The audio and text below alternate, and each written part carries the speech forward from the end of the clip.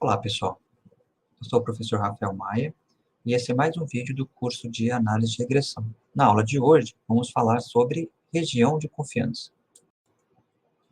Vamos iniciar recordando de alguns conceitos que já aprendemos até este momento. Então, nessa primeira linha, nós temos aqui uma equação conhecida, que é a representação de um modelo de regressão linear múltipla com P-1 preditores lineares, ou com P-1 variáveis explicativas, correto? A gente viu lá atrás, quando a gente apresentou o modelo de regressão linear múltipla, que a gente pode representar este modelo, né? Aqui a gente está assumindo que tem uma amostra de tamanho n, que esse modelo é dado por uma variável resposta, e igual a uma combinação linear das variáveis preditoras, mais um erro aleatório. E a gente pode representar este modelo de forma matricial, dado por essa equação aqui, onde y é um vetor coluna com as variável resposta, x é chamada de matriz desenho, né, tendo a primeira coluna de uns, e as colunas seguintes com as variáveis explicativas.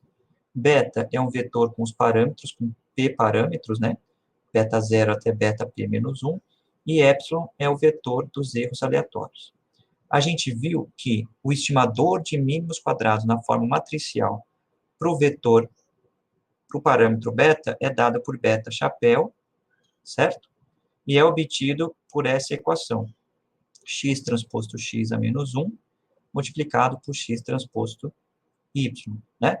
Essa equação aqui é obtida minimizando a soma dos quadrados dos erros, né? Se a gente pegar o vetor produto entre o vetor epsilon transposto e epsilon, a gente tem a soma dos quadrados dos erros, essa é a forma matricial para a soma dos quadrados dos erros, né?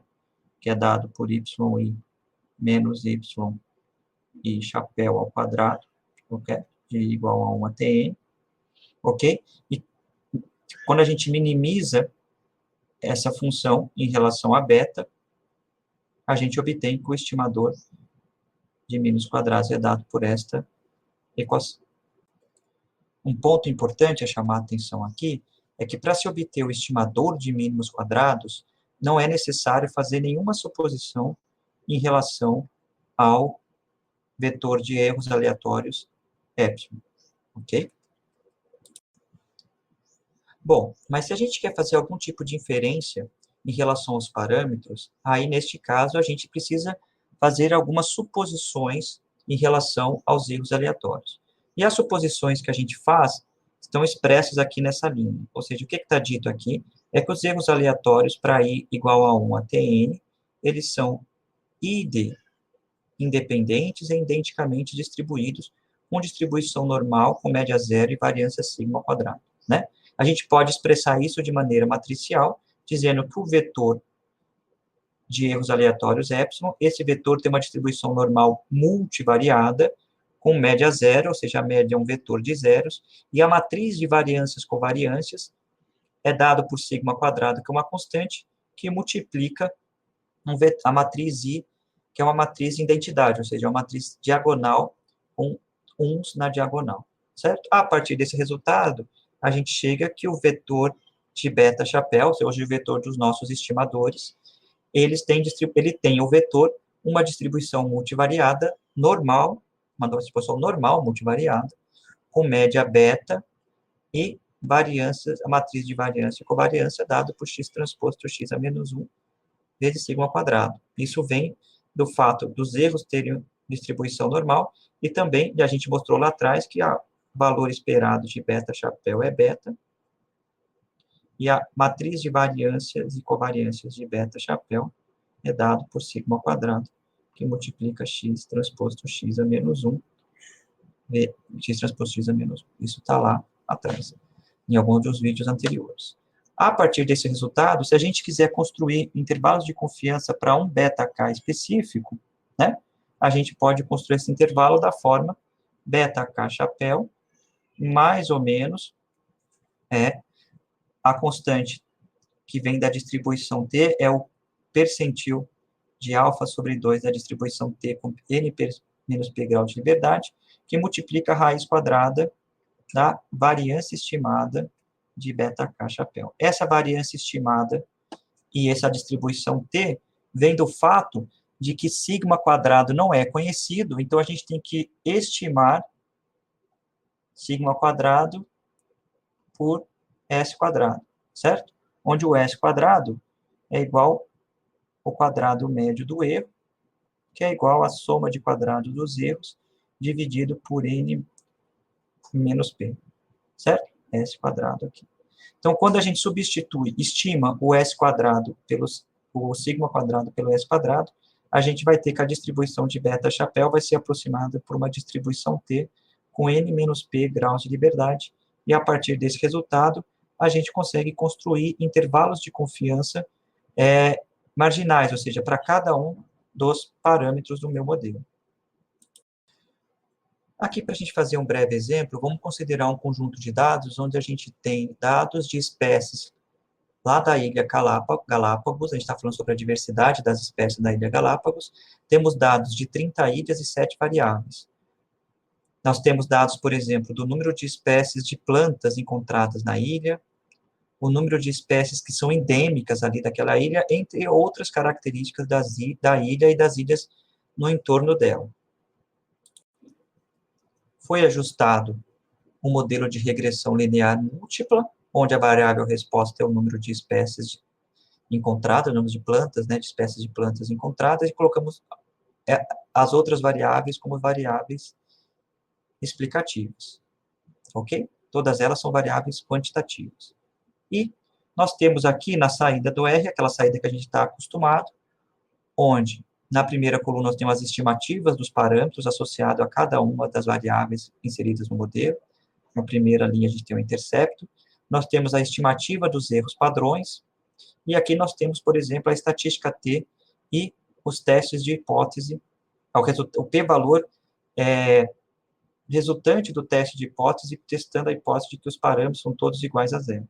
A partir dessas estimativas aqui, da estimativa do parâmetro, da estimativa do erro padrão, a gente consegue construir intervalos de confiança utilizando a fórmula do slide anterior. Por exemplo, eu tenho aqui só o intervalo de confiança para o beta associado à variável adjacente, certo?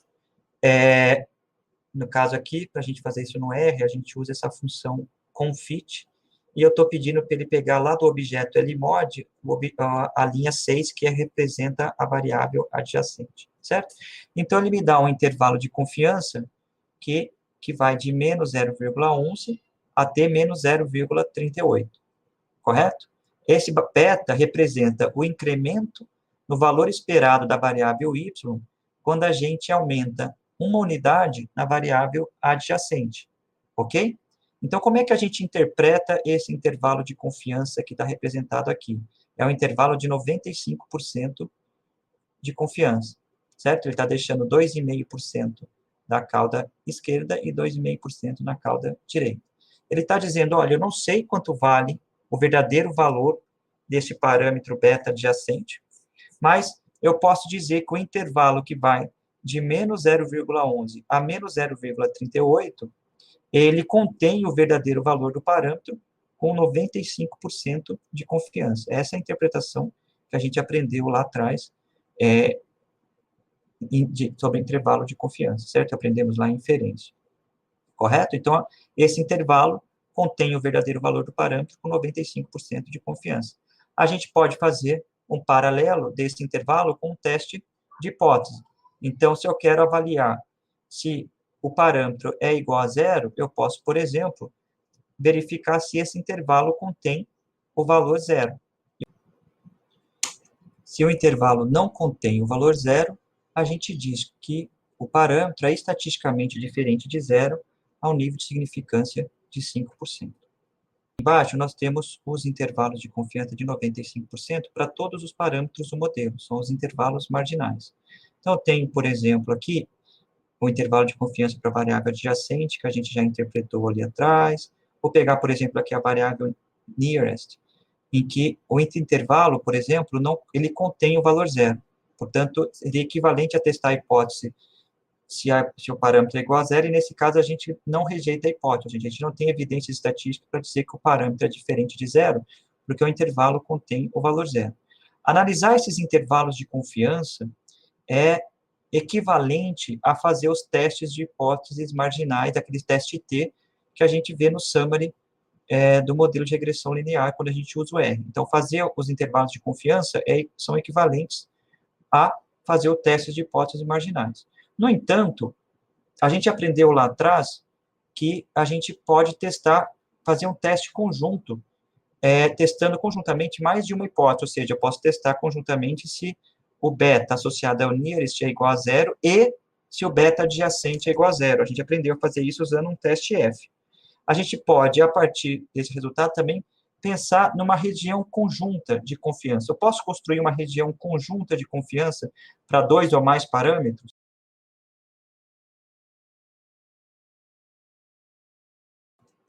Para a gente ter alguma compreensão de como construir essas regiões de confiança, eu vou apresentar aqui alguns resultados, tomando a liberdade de demonstrar eles aqui nesse momento. A ideia é mais trazer a intuição, né? A gente precisa partir da distribuição conjunta do nosso vetor de parâmetros, ou do nosso vetor de estimadores beta, perdão. A gente viu lá atrás que o nosso vetor beta-chapéu, ele tem uma distribuição conjunta, normal multivariada, com esperança beta, e essa matriz de variância e covariância, certo? Se a gente pegar a versão desse vetor centrada no zero, ou seja, se a gente subtrair a média, e o equivalente a dividir pela raiz quadrada da variância, no caso aqui a raiz quadrada da variância é o inverso da matriz de covariâncias, elevado a meio, né? Então, a gente tem essa matriz, 1 sobre sigma x quadrado, x transposto x elevado a meio. Essa nova variável aleatória aqui vai ter, o vetor de variáveis aleatória, vai ter uma distribuição normal padrão, centrada no zero, e com matriz de variâncias dado por a matriz identidade, ok?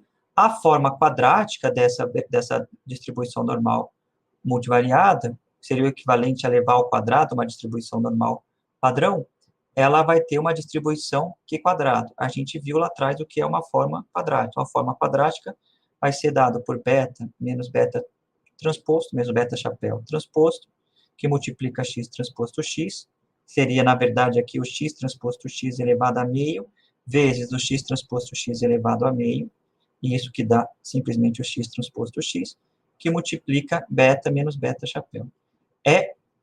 Essa variável aleatória aqui, ela vai ter uma distribuição Q quadrado com P graus de liberdade. Um outro resultado é que o estimador de S de sigma quadrado, o S quadrado, que é dado pelo quadrado médio do erro, já apresentamos isso antes, N menos P vezes S quadrado dividido por sigma quadrado, ele vai ter uma distribuição Q quadrado com N menos P graus de liberdade. Ok? A gente está interessado nessa distribuição conjunta aqui dos betas, que é dado por uma Q quadrado com P graus de liberdade. No entanto, a gente não conhece o sigma quadrado. A gente tem que estimar o sigma quadrado por S quadrado. A partir daí, o que a gente obtém é que se eu substituo o sigma quadrado por S quadrado, né, eu tenho que essa forma aqui, que é aquela forma quadrática que a gente tinha aqui em cima, multiplicado por 1 sobre P vezes S quadrado, vai ter uma distribuição, uma distribuição F, com P graus de liberdade e N menos P graus de liberdade. Esse N menos P aqui vai vir dessa distribuição do S quadrado. A partir do resultado apresentado no slide anterior, a gente consegue construir regiões de confiança com 1 menos alfa por cento de confiança, utilizando essa desigualdade aqui, onde f de p, n menos p, 1 menos alfa, é um número, né, que dá o percentil 1 menos alfa de uma distribuição f com p e n menos p graus de liberdade. Essa região de confiança, ela vai ter, por conta dessa forma quadrática, ela vai ter sempre o formato de elipses, ou elipsoides, né? E a partir de P igual a 3, ou seja, eu quero construir regiões para uma região para mais do que 3 parâmetros, aí já fica difícil visualizar graficamente essas regiões. Para exemplificar, a gente vai construir uma região de confiança para os parâmetros beta associada à variável adjacente e associada à variável área, que a gente utilizou no exemplo anterior para os intervalos de confiança marginais. Para isso, a gente vai utilizar uma função que está numa biblioteca no R, que chama elipse. E a partir da função de mesmo nome, elipse, a gente consegue construir regiões de confiança. Aqui a gente está pedindo para ele construir uma região de confiança utilizando a segunda variável e a sexta variável do modelo, que são as variáveis adjacente e área, e eu quero uma região de confiança de 95%. E esse é o resultado. A elipse azul nos dá a região de confiança de 95%, ok? E o tracejado cinza, aqui, ele dá o intervalo de confiança para o parâmetro associado à variável área, o intervalo de confiança marginal, e aqui, o tracejado na horizontal, nos dá o intervalo de confiança marginal para a variável adjacente. A gente lembra lá, que é da análise que a gente fez anteriormente, que o intervalo de confiança para a variável área, por exemplo, ele está indo aqui dessa linha tracejada vertical até essa linha tracejada vertical, e ele inclui o valor zero. Então, quando a gente fazia o teste marginal para a variável área, para o parâmetro associado à variável área, a gente não rejeitava a hipótese nula. Se a gente fizer a mesma análise para o parâmetro associado à variável adjacente, a gente observa que esse intervalo não contém o valor zero, pois a gente assumia que ele era estatisticamente diferente de zero. No entanto, quando eu analiso a região de confiança, nós estamos analisando conjuntamente o parâmetro beta associado à variável adjacente e o parâmetro beta associado à variável área.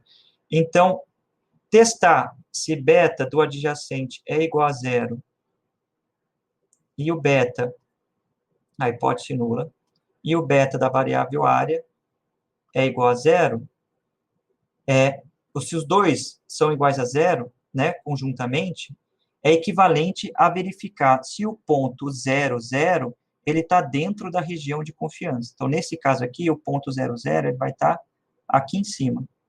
Como a região de confiança, ela não contém o ponto 0, 0, eu tenho evidências estatísticas para rejeitar a hipótese nula de que o beta adjacente é igual a zero e o beta de área é igual a zero. Lembrando que, nesse caso, a hipótese alternativa é ou o beta adjacente é diferente, ou beta adjacente é diferente de zero, ou o beta de área é diferente de zero. Ou seja, quando eu construo essa região de confiança, eu estou dizendo o seguinte, olha, eu não sei quais são os valores de beta adjacente e de área, e do beta associado à área, mas eu posso dizer que essa região contém conjuntamente os valores de beta associada à variável adjacente e associada à variável área, com 95% de confiança, Interpretar se essa região contém ou não o ponto 00 é equivalente a fazer o teste de que os dois parâmetros são iguais a zero ao mesmo tempo, que a gente aprendeu a fazer isso utilizando o teste F, correto? Então, a interpretação dessa região de confiança é uma interpretação equivalente à de fazer o teste conjunto, se os betas são iguais a zero, que é uma análise distinta de avaliar marginalmente cada um dos betas.